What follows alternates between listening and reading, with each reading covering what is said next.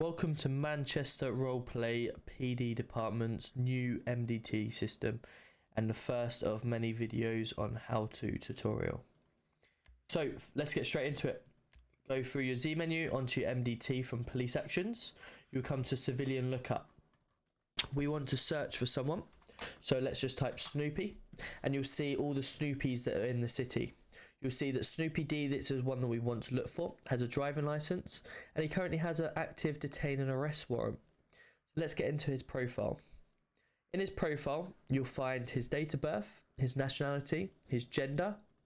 You'll also find any warrants, like I say, out for him. If you want to place a new warrant, you'll be able to click the plus and decide and determine what warrant it is.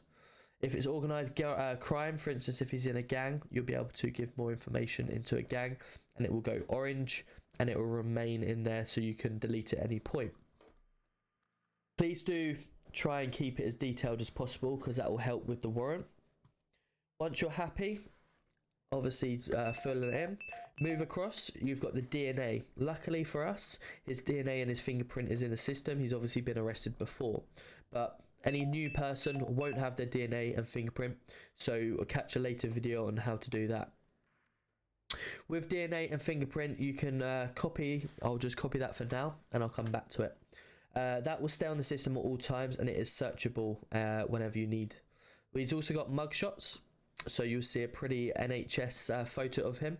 And you can add as many as you want, and by adding, all you do is click the plus and then get the link of your photo, however you wish to get the link, and paste it. In the notes, you'll see that I've given him 3 points for driving while on the phone, and what I should have done was also put the date and the time of the incident as well, and also, if you want to get to it, the location. They're the things that you need to add with them points, and then we just know in future where he got the points, when and where, how. Serial numbers for firearms. This is only for PD because most of the criminals will acquire their firearms in an illegal manner, so it won't show on our MDT. You'll also find his plates of his vehicles that he currently owns. So again, we'll come back to that shortly, and you'll see an X5.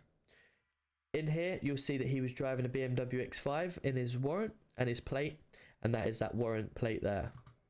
You'll also see his previous crimes that he's committed, and you'll be able to go into them and see what he's done.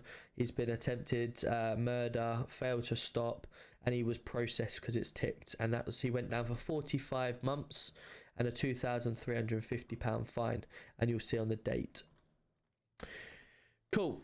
Moving on then, so if I just get back to the civilian lookup, as I was saying to you, I've copied the DNA.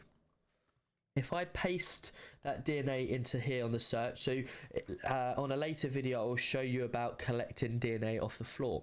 If you found DNA on the floor, you'll be able to find the serial number like I have and paste it into serial number. You'll see if he's got the DNA against him, which he has, you'll see it comes back to Snoopy D, and you'll see the DNA there. That is one way of pinpointing people to crimes. If I then just copy the number plate and go into vehicle lookup and search it at the top, it will also come back to Snoopy. Finally, we're going to look at the incident lookup. Now, he's obviously done one previously. I'm going to show you the one that I've currently got waiting. This is part of that warrant. So I was on scene at the arms shop robbery on the 5th at the time and the postcode. If you're at the incident, you can click the little button and click current location. That will actually change it for you to the location you're standing at.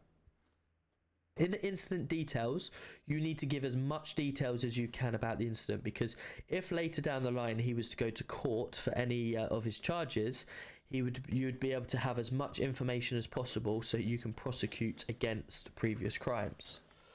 Once you've filled in the incident details, you'll be able to come to the evidence part. In the evidence part, you can find stuff out in the city like blood, bullet casings, weapons, photos that you may take while on scene, vehicles, and evidence lockers.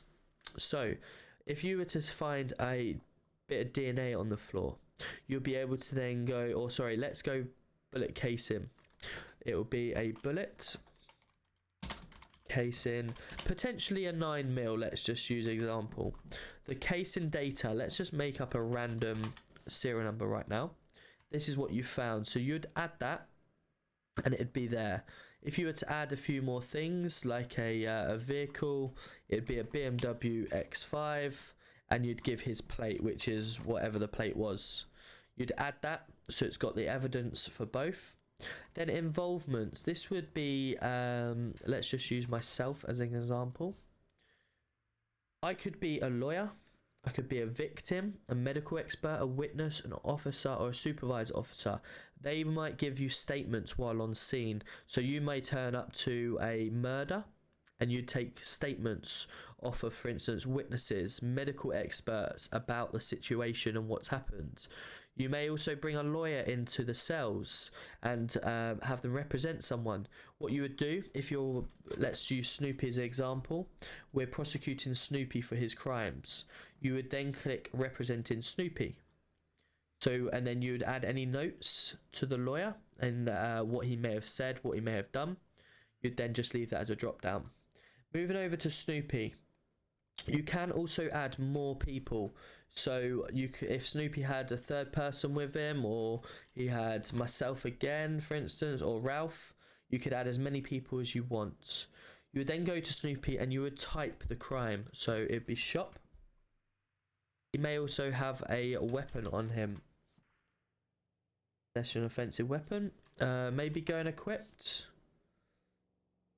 So as you can see, all these charges are adding up automatically. So he's currently sitting at a £3,250 fine and a 60-month sentence. Yeah, the more you add, the more times this goes up. Once you're happy, you can potentially add any more additional information on that suspect if you have any more information. Because don't forget, this is about the incident and this is about the suspect himself. Once you're happy and you've spoken to the person in the cell, Snoopy, about the situation, you've confirmed the lawyer, everything like that, he may plead guilty or non-guilty. That you can tick dependent, and this may alter the time that he's in here for and the fine. Once you're happy, you need to get their plane ticket or their PayPal, and once you've done that, you then click the tick button and that will then send them away and they'll disappear. This process button here will then become ticked and you can then leave it. What you will need to make sure you remember is this number here, number 13, because when we put the evidence that you found from the scene into the evidence lockers, you will need to put it in the evidence locker of the number that's on the incident report. So later on down the line, if you were to go through the reports and find incident number 13, armed robbery, and you go in and find casings, you should then be able to go back into evidence locker 13 and find that casing. Cool. So once you're happy, you can click save at any point and it will disappear. If, for instance, these guys haven't been found, you can leave them, obviously you add their crimes here and they would just leave unprocessed. What you do want to make sure is you click the tag and click active investigation because it's still ongoing.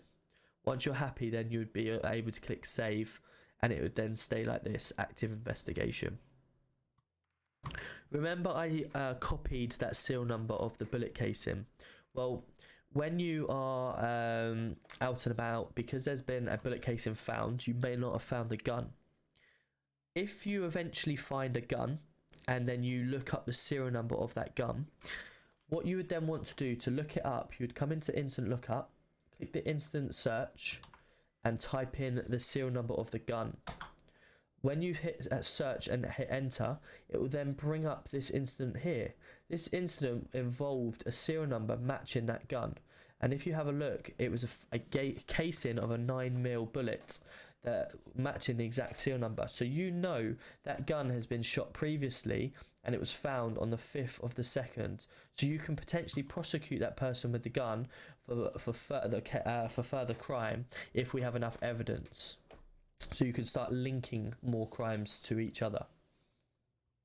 The final thing I'm going to say with the MDT is that there will be a 4th drop down coming very soon between vehicle lookup and incident lookup. This will be called marker lookup. So remember, Snoopy has a marker.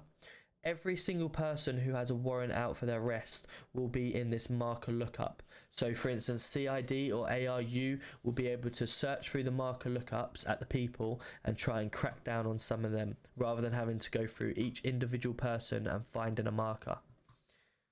That then concludes today's MDT report from Manchester Roleplay. Thank you very much for listening, and I look forward to seeing you in the city.